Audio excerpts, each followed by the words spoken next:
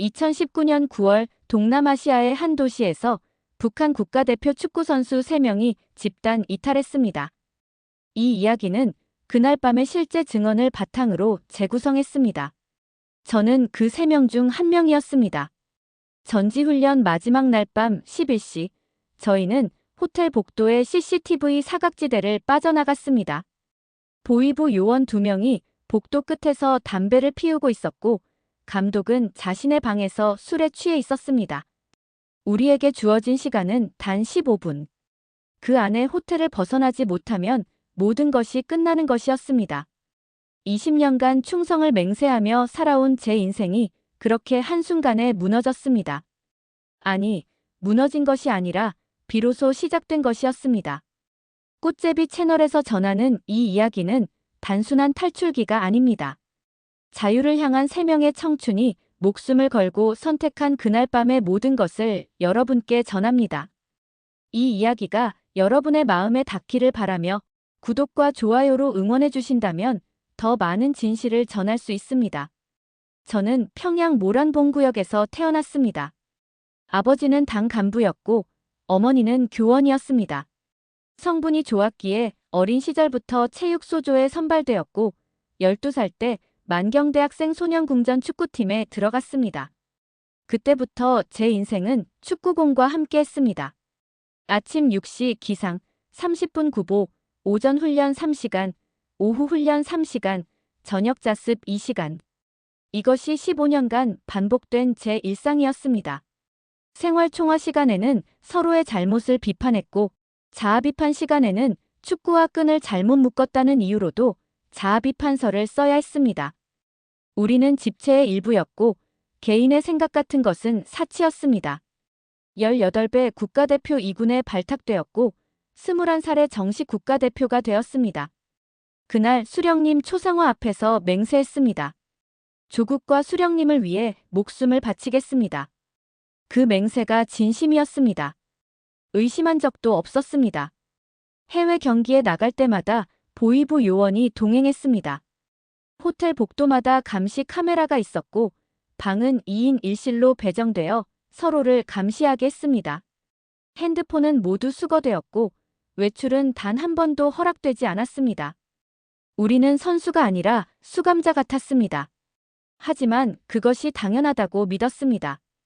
그때까지는요. 2018년 가을, 태국에서 열린 친선 경기 때였습니다. 경기를 마치고 호텔로 돌아가는 버스 안에서 저는 창밖을 보고 있었습니다. 길거리의 청년들이 웃으며 걷고 있었습니다. 손에는 각자의 핸드폰이 들려 있었고 자유롭게 어디론가 향하고 있었습니다. 그때 옆자리의 동무가 작은 목소리로 속삭였습니다. 김철혁 동무, 저 사람들은 생활총화도 없겠지? 저는 대답하지 않았습니다. 대답할 수 없었습니다. 그 순간 이상한 감정이 가슴을 파고들었습니다. 호텔 방으로 돌아와서도 그 장면이 머리를 떠나지 않았습니다. 우리는 왜 감시받아야 하는가? 우리는 왜 자유롭게 거리를 걸을 수 없는가? 26살 청년이 왜 핸드폰 하나 가질 수 없는가? 이런 생각을 하는 것 자체가 반동이라는 것을 알았습니다. 하지만 멈출 수 없었습니다. 그날 밤 화장실에서 우연히 창문 밖을 보았습니다. 편의점 불빛이 밤새 켜져 있었고 사람들이 자유롭게 드나들었습니다. 24시간 언제든 원하는 것을 살 수 있다는 것. 평양에서는 상상할 수도 없는 풍경이었습니다. 그날 저는 처음으로 물었습니다. 나는 정말 자유로운가? 대답은 명확했습니다. 아니었습니다. 한 번도 자유로웠던 적이 없었습니다. 2019년 7월 훈련 중 부상을 당했습니다. 발목인대가 찢어져 2달간 훈련에서 제외되었습니다. 그 시간 동안 저는 생각할 수밖에 없었습니다. 이대로 평생을 살 것인가? 30살이 되면 은퇴하고 지방의 체육지도원이 되어 감시받으며 통제받으며 죽을 때까지 그렇게 사는 것인가? 9월 동남아시아 전지훈련이 확정되었습니다. 출발 일주일 전 박성호 동무가 조심스럽게 다가왔습니다. 김철혁 동무, 잠깐 얘기 좀 할 수 있겠습니까? 우리는 훈련장 구석으로 갔습니다. 그는 떨리는 목소리로 말했습니다. 이번에 생각이 있습니다. 제 심장이 미친 듯이 뛰었습니다. 무슨 생각입니까? 탈출입니다. 그 단어를 듣는 순간 주변을 둘러봤습니다. 다행히 아무도 없었습니다. 미쳤습니까? 그게 무슨 소리입니까? 하지만 제 목소리는 떨리고 있었습니다. 박성호는 한 명을 더 포섭했다고 했습니다. 골키퍼 리명준이었습니다. 우리 셋은 같은 소년궁전 출신이었고 15년을 함께 훈련했습니다. 믿을 수 있는 사람들이었습니다.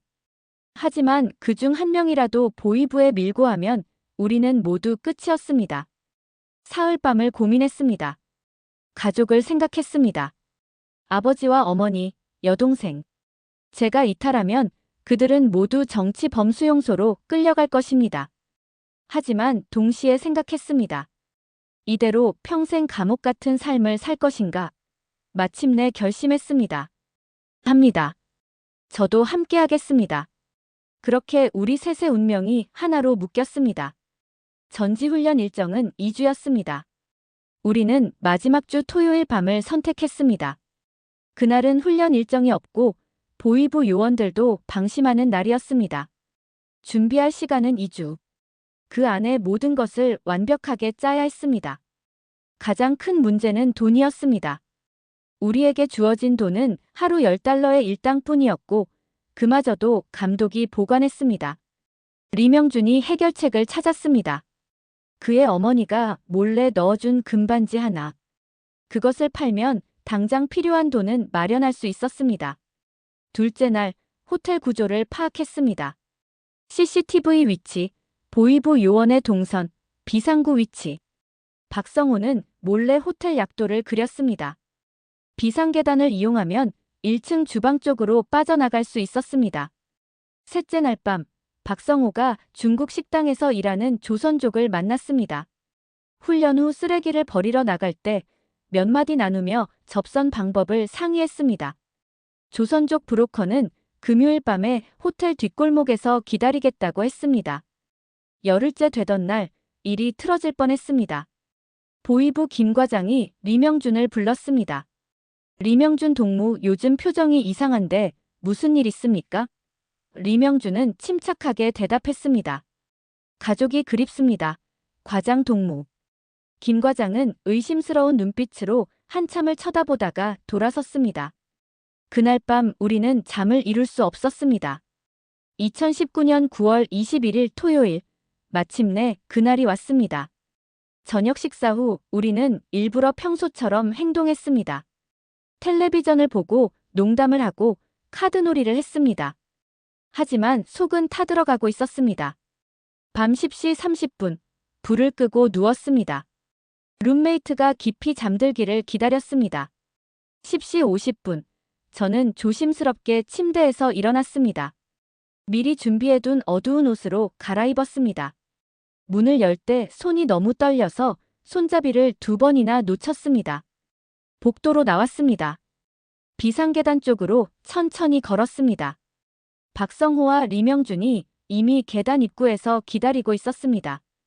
우리는 고개만 끄덕이고 계단을 내려가기 시작했습니다. 3층을 지날 때였습니다.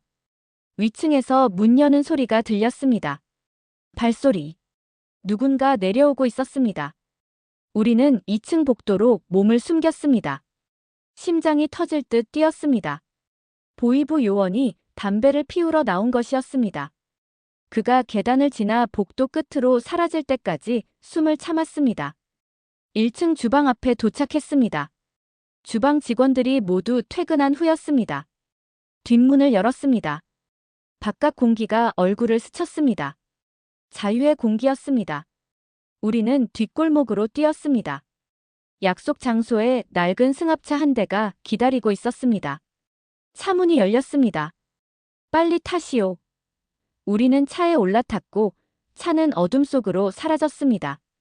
차는 3시간을 달렸습니다. 우리는 한마디도 하지 못했습니다. 실감이 나지 않았습니다. 정말로 해낸 것인가? 아직도 꿈을 꾸는 것은 아닌가? 차창 밖으로 도시의 불빛들이 스쳐 지나갔습니다. 새벽 2시, 차는 한 건물 앞에 멈췄습니다. 조선족 브로커가 말했습니다. 여기는 안전합니다. 한국 대사관 직원이 내일 올 것입니다. 우리는 좁은 방으로 안내되었습니다. 그제야 긴장이 풀리기 시작했습니다. 리명준이 먼저 울기 시작했습니다. 소리 없이 어깨가 떨렸습니다. 박성호도 눈물을 흘렸습니다. 저도 참을 수 없었습니다. 26해를 살면서 한 번도 느껴보지 못한 감정이었습니다. 자유. 정말로 자유로워진 것입니다. 다음 날 오후, 한국 대사관 직원이 왔습니다. 그는 우리에게 안전 절차를 설명했습니다. 앞으로 몇 주간 신변 조사가 있을 것입니다. 그리고 한국으로 가게 됩니다. 이제 안전합니다. 그 말을 듣는 순간 20년간 짊어지고 살았던 무게가 내려가는 것 같았습니다. 한 달 후, 우리는 인천공항에 도착했습니다. 대한민국 땅을 밟는 순간 세 사람은 서로를 바라보며 웃었습니다. 우리는 해냈습니다. 드디어 자유를 얻었습니다. 새로운 삶이 시작되는 순간이었습니다. 지금은 2024년입니다. 저는 경기도의 한 실업팀에서 코치로 일하고 있습니다. 박성호는 서울에서 체육용품 사업을 하고 리명준은 유소년 축구 지도자가 되었습니다. 우리는 여전히 자주 만나 소주를 마시며 그날 밤을 이야기합니다. 처음 1년은 힘들었습니다. 한국어 억양 때문에 놀림받았고 북한 출신이라는 이유로 취업에서 거절당하기도 했습니다. 하지만 우리는 포기하지 않았습니다. 매일 아침 눈을 뜰 때마다 감사했습니다. 핸드폰으로 유튜브를 보고 편의점에서 밤늦게 라면을 사고 친구들과 자유롭게 축구를 할 수 있다는 것에 대해 가족 생각을 안 하는 날이 없습니다. 어머니는 지금 어디 계실까요? 아버지는 수용소로 끌려가셨을까요? 여동생은 결혼이라도 했을까요? 밤마다 그들 얼굴이 떠오릅니다. 제가 선택한 자유의 대가는 그들의 고통이었습니다. 이 죄책감은 평생 저와 함께할 것입니다. 하지만 후회하지 않습니다.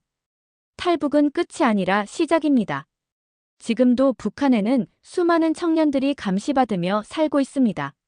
자유가 무엇인지도 모른 채 일생을 마치는 사람들이 있습니다. 저는 이 이야기를 통해 그들에게 말하고 싶습니다. 자유는 가능하다고.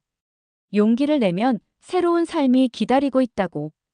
구독과 좋아요는 꽃제비 채널이 더 많은 이야기를 전하는 큰 힘이 됩니다.